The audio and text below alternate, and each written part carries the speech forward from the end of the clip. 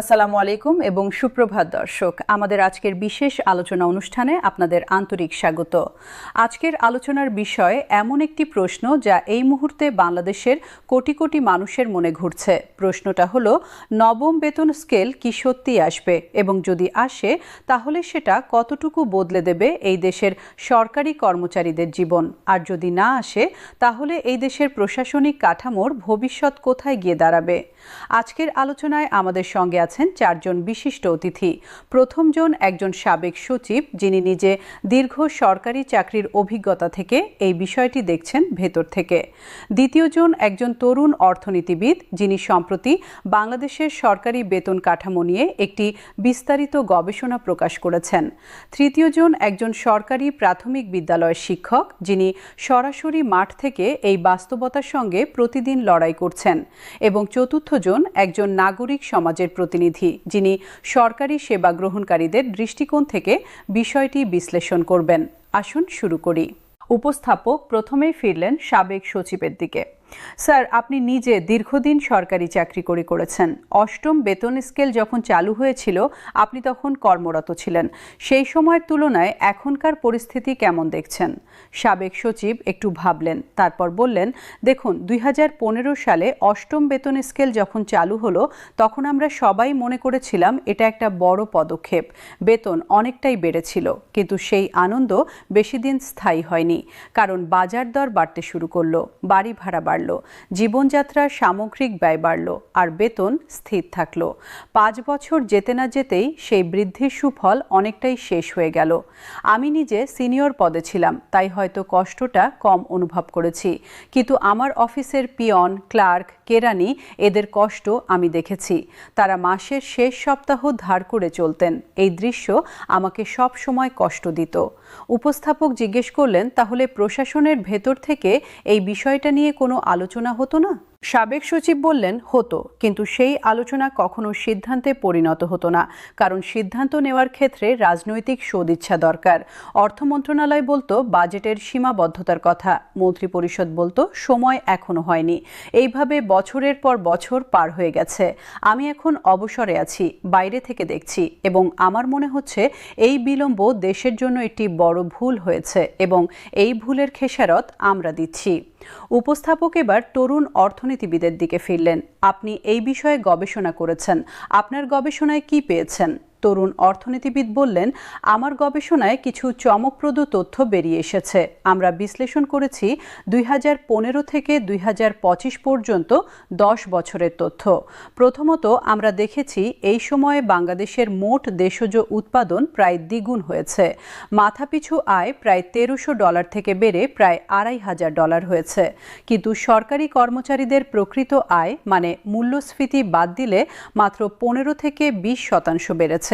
এটা মানে অর্থনীতির প্রবৃদ্ধির সুফল সরকারি কর্মচারীরা পাননি। উপস্থাপক বললেন, এর কারণ কি? তরুণ অর্থনীতিবিদ বললেন, কারণ কয়েকটা। একটা হলো রাজনৈতিক অগ্রাধিকার, বেসরকারি খাতের সঙ্গে সম্পর্কিত নীতিগুলো বেশি মনোযোগ পেয়েছে।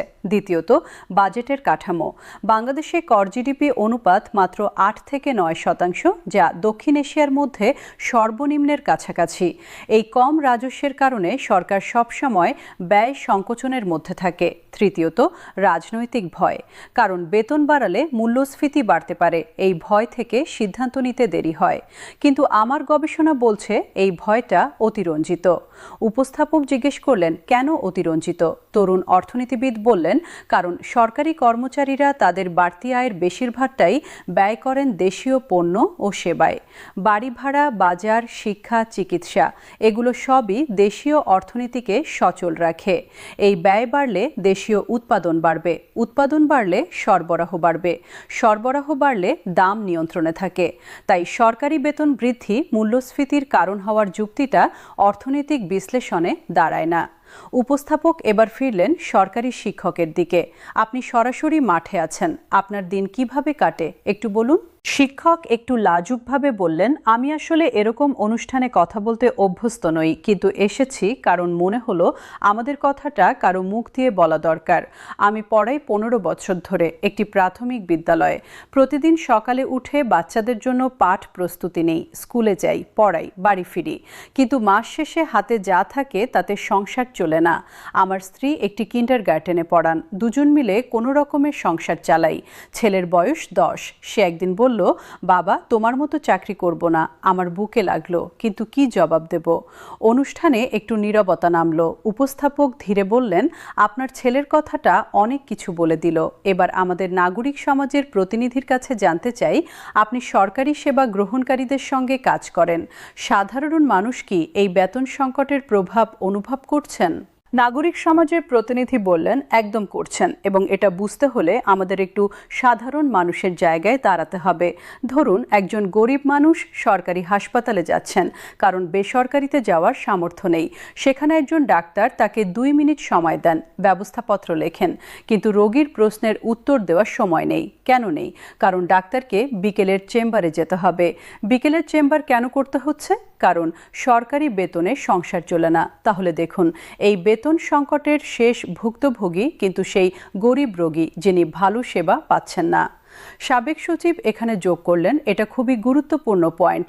আমরা যখন বলি বেতন বাড়ানো কর্মচারীদের জন্য ভালো, তখন অনেকে মনে করেন এটা শুধু কর্মচারীদের স্বার্থের কথা, কিন্তু আসলে এটা নাগরিকদের স্বার্থের কথাও। একটি অনুপ্রাণিত কর্মচারী বাহিনী মানে ভালো সরকারি সেবা, এবং ভালো সরকারি সেবা মানে দেশের প্রতিটি মানুষের জীবনমান উন্নত হওয়া। উপস্থাপক বললেন, এবার আমরা দর্শকদের পাঠানো প্রশ্নের দিকে যাব। প্রথম প্রশ্ন এসেছে বরিশাল থেকে। প্রশ্নকর্তা জানতে চান, নবম বেতন স্কেলে পেনশনধারীরা কি উপকৃত হবেন? সাবেক সচিব বললেন, এটা অত্যন্ত গুরুত্বপূর্ণ প্রশ্ন এবং এটা প্রায় আলোচনায় আসে না। পেনশনধারীরা সবচেয়ে বেশি কষ্টে আছেন, কারণ একজন অবসরপ্রাপ্ত কর্মচারী যখন অবসর নেন তখন তার পেনশন নির্ধারিত হয় সেই সময়ের বেতনের ভিত্তিতে, কিন্তু প্রতি বছর মূল্যস্ফীতি সেই পেনশনের ক্রয় ক্ষমতা কমিয়ে দিচ্ছে। আমার এক সহকর্মী আছেন যিনি 40 বছর চাকরি করেছেন, এখন পেনশন পান মাসে 8,000 টাকার মতো। এই টাকায় একজন মানুষের ওষুধের খরচও হয় না। তাই নবম বেতন স্কেলে পেনশন কাঠামোরও পুনর্মূল্যায়ন থাকা উচিত।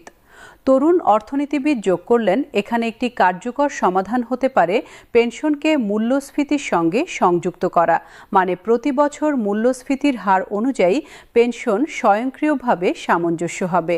অনেক দেশে এই ব্যবস্থা আছে, বাংলাদেশেও এটা চালু করা উচিত। উপস্থাপক বললেন, দ্বিতীয় প্রশ্ন এসেছে দিনাজপুর থেকে। প্রশ্নকর্তা একজন সরকারি কর্মচারী। তিনি জিজ্ঞেস করছেন, নবম বেতন স্কেলের সঙ্গে কি পদোন্নতির প্রক্রিয়াও সংস্কার হবে? শিক্ষক বললেন, এই প্রশ্নটা আমার বুকের কথা। আমি 15 বছর পড়াচ্ছি, কিন্তু পদোন্নতি হয়নি, কারণ সিস্টেমে জায়গা নেই। উপরের পদে শূন্যতা না হলে নিচের কেউ উঠতে পারেন না। এটা কি ন্যায্য? আমি 15 বছর ধরে ভালো কাজ করছি, কিন্তু স্বীকৃতি নেই। এই হতাশাটা অনেক সময় কাজের উদ্দীপনাকে কমিয়ে দেয়। প্রশাসন প্রসঙ্গে সাবেক সচিব বললেন, পদোন্নতির সমস্যা একটি দীর্ঘদিনের কাঠামোগত সমস্যা। নবম বেতন স্কেলের পাশাপাশি এটারও সংস্কার দরকার। একটি স্বচ্ছ, মেধাভিত্তিক এবং সময়মতো পদোন্নতির ব্যবস্থা না থাকলে বেতন বাড়লেও মনোবল পুরোপুরি ফেরানো কঠিন।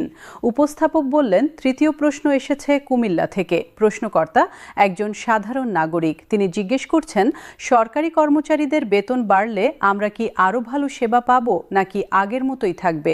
নাগরিক সমাজের প্রতিনিধি বললেন, এটা একটা ন্যায্য সংশয়। মানুষ বলেন, সরকারি কর্মচারীরা এমনিতেই কাজ করেন না, বেতন বাড়ালে আরও অলস হবেন। কিন্তু গবেষণা ভিন্ন কথা বলে। যখন কোনো ব্যক্তি মনে করেন তার পরিশ্রমের মূল্য দেওয়া হচ্ছে, তখন তিনি আরও ভালো কাজ করার অনুপ্রেরণা পান। এটা মানব মনোবিজ্ঞানের একটি মৌলিক সত্য। তরুণ অর্থনীতিবিদ বললেন, তবে শুধু বেতন বাড়ানো যথেষ্ট নয়, একই সঙ্গে জবাবদিহিতার ব্যবস্থাও শক্তিশালী করতে হবে। ভালো কাজের পুরস্কার এবং খারাপ কাজের জন্য জবাবদিহিতা, এই দুটো একসঙ্গে থাকলে সেবার মান উন্নত হবে। শুধু একটা থাকলে অন্যটার প্রভাব সীমিত হবে। উপস্থাপক বললেন, চতুর্থ প্রশ্ন এসেছে ফরিদপুর থেকে। প্রশ্নকর্তা একজন স্নাতক শিক্ষার্থী যিনি সরকারি চাকরিতে যেতে চান। তিনি জানতে চান, নবম বেতন স্কেল হলে সরকারি চাকরি কি আবার আকর্ষণীয় হবে?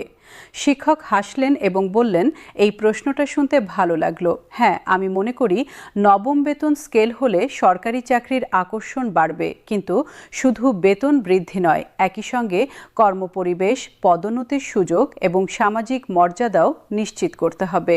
সাবেক সচিব বললেন, আমি এই প্রশ্নকর্তাকে একটা কথা বলতে চাই, সরকারি চাকরিতে শুধু বেতন নয়, আছে জনগণের সেবা করার একটা অনন্য সুযোগ। আপনি যদি সত্যিকারের দেশের জন্য কিছু করতে চান তাহলে সরকারি সেবাই সেরা পথ। নবম বেতন স্কেল এলে সেই পথটা আরও সহজ হবে। উপস্থাপক বললেন, পঞ্চম প্রশ্ন এসেছে চাঁদপুর থেকে। প্রশ্ন হলো, বর্তমান অন্তর্বর্তীকালীন সরকার কি সত্যি এই বিষয়ে পদক্ষেপ নেবে বলে আপনারা মনে করেন? সাবেক সচিব বললেন, আমি আশাবাদী। ডক্টর মোহাম্মদ ইউনূস একজন সম্মানিত ব্যক্তিত্ব, তার নেতৃত্বাধীন সরকার নানা সংস্কারের উদ্যোগ নিয়েছে, কিন্তু আমি একটাই কথা বলবো, সংস্কার মানে শুধু বক্তৃতা নয়, সংস্কার মানে বাস্তব পদক্ষেপ। নবম বেতন স্কেলের ক্ষেত্রে সেই বাস্তব পদক্ষেপের জন্য আমরা অপেক্ষা করছি। তরুণ অর্থনীতিবিদ বললেন, আমি বলবো যে কোনো সরকারের জন্য এটা একটা ঐতিহাসিক সুযোগ। যে সরকার নবম বেতন স্কেল ঘোষণা করবে তারা কোটি কোটি মানুষের জীবনে একটা ইতিবাচক পরিবর্তন আনবে। এটা একটা বড় রাজনৈতিক সাফল্যও হবে। তাই যে কোনো সরকারের কাছেই এটা করার একটা বড় কারণ আছে। নাগরিক সমাজের প্রতিনিধি বললেন, আমি একটু ভিন্নভাবে বলবো। আমরা নাগরিক সমাজের মানুষ মনে করি শুধু সরকারের উপর নির্ভর করে থাকলে হবে না, আমাদেরও এই দাবিকে সমর্থন করতে হবে। সরকারি কর্মচারীদের ন্যায্য বেতন চাওয়াটা শুধু তাদের দাবি নয়, এটা সব নাগরিকের দাবি হওয়া উচিত, কারণ আমরাই তাদের সেবা গ্রহণ করি। উপস্থাপক বললেন, এই কথাটা খুব গুরুত্বপূর্ণ। এবার আমরা একটু ভিন্ন একটি প্রসঙ্গে যেতে চাই। বাংলাদেশে সরকারি কর্মচারীদের সংখ্যা প্রায় 14 লক্ষ, কিন্তু দেশের মোট জনসংখ্যার তুলনায় এটা কম। তাহলে এই 14 লক্ষ মানুষ কিভাবে 16 কোটি কোটি মানুষকে সেবা দিচ্ছেন? এই চাপটা কেমন? শিক্ষক বললেন, আমার স্কুলে ছাত্র আছে 50 থেকে 60 জন, আমি একা সামলাই। এটা কি বাস্তবসম্মত? একজন শিক্ষক সর্বোচ্চ কতজনকে মনোযোগ দিতে পারেন, কিন্তু আমাকে এটাই করতে হচ্ছে। এই অবস্থায় শিক্ষার মান কিভাবে উন্নত হবে? সাবেক সচিব বললেন, এটা একটি বড় সমস্যা। সরকারি কর্মচারীর সংখ্যা বাড়ানোর কথাও আলোচনায় আসা উচিত, কিন্তু শুধু সংখ্যা বাড়ালেই হবে না। যদি বেতন ন্যায্য না হয় তাহলে নতুন কর্মচারীরাও একই সমস্যায় পড়বেন। তরুণ অর্থনীতিবিদ বললেন, এখানে একটা আকর্ষণীয় তথ্য দিই। বাংলাদেশে প্রতি 1000 নাগরিকের বিপরীতে সরকারি কর্মচারীর সংখ্যা ভারত বা শ্রীলঙ্কার তুলনায় কম, কিন্তু বেতন বাজেট অনুপাতিকভাবে বেশি। এর মানে হলো প্রতিটি কর্মচারী বেশি কাজ করছেন কিন্তু কম পাচ্ছেন। এই সমীকরণটা ঠিক করতে হলে দুটো কাজই করতে হবে, কর্মচারীর সংখ্যা বাড়ানো এবং বেতন ন্যায্য করা। উপস্থাপক বললেন, একটু থামি, এখন আমরা একটি বিশেষ সেগমেন্টে যাব। আমাদের সঙ্গে ফোনে যুক্ত হয়েছেন কয়েকজন সরকারি কর্মচারী। তাদের প্রথমজন একজন হাসপাতালের ওয়ার্ড বয়। তিনি বললেন, আমি প্রতিদিন রোগীদের সেবা করি, ব্যান্ডেজ বদলাই, স্যালাইন লাগাই, রোগীকে টয়লেটে নিয়ে যাই, কিন্তু মাসে পাই মাত্র 10 থেকে 12 হাজার টাকা। এতে কি ঢাকায় সংসার চলে? 5 জনের পরিবার নিয়ে কিভাবে থাকবো? রাতে ডিউটি করে সকালে যখন বাজারে যাই তখন দেখি হাতে টাকা নেই। এই অবস্থায় কতদিন থাকবো? দ্বিতীয়জন একজন সরকারি কলেজের অধ্যাপক। তিনি বললেন, আমার বেতন অন্যদের তুলনায় একটু বেশি, কিন্তু তারপরও কষ্ট হয়, কারণ একটি পরিবার চালাতে, ছেলে মেয়েকে পড়াতে, বৃদ্ধ বাবা মার দেখাশোনা করতে গেলে এই বেতন যথেষ্ট নয়। আমি বাড়তি আয়ের জন্য বেসরকারি বিশ্ববিদ্যালয়ে পড়াই, তখন সরকারি কলেজে পুরোপুরি মনোযোগ দেওয়া হয় না। এই দ্বন্দ্বটা প্রতিদিন অনুভব করি।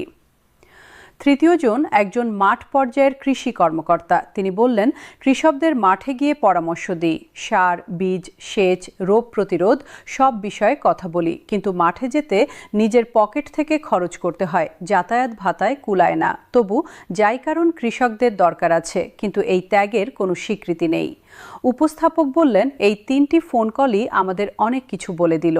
এখন আমাদের অতিথিদের কাছে জানতে চাই, এই সমস্যার সমাধান কোথায়? তরুণ অর্থনীতিবিদ বললেন, সমাধান 3টি স্তরে। প্রথম স্তর হলো তাৎক্ষণিক, এই বছরের মধ্যে নবম বেতন স্কেল ঘোষণা, নিম্ন গ্রেডে 35 থেকে 40% বৃদ্ধি, সব ভাতা বর্তমান বাজার দরের সঙ্গে সামঞ্জস্যপূর্ণ করা। দ্বিতীয় স্তর হলো মধ্যমেয়াদী, রাজস্ব আদায় বাড়ানো, কর ফাঁকি রোধ, সরকারি ক্রয়ে স্বচ্ছতা আনা। তৃতীয় স্তর হল দীর্ঘমেয়াদী একটি স্বয়ংক্রিয় বেতন পর্যালোচনার ব্যবস্থা চালু করা, যাতে প্রতি 5 বছরে বেতন সংশোধন হয় এবং মূল্যস্ফীতির সঙ্গে সমন্বয় করা হয়।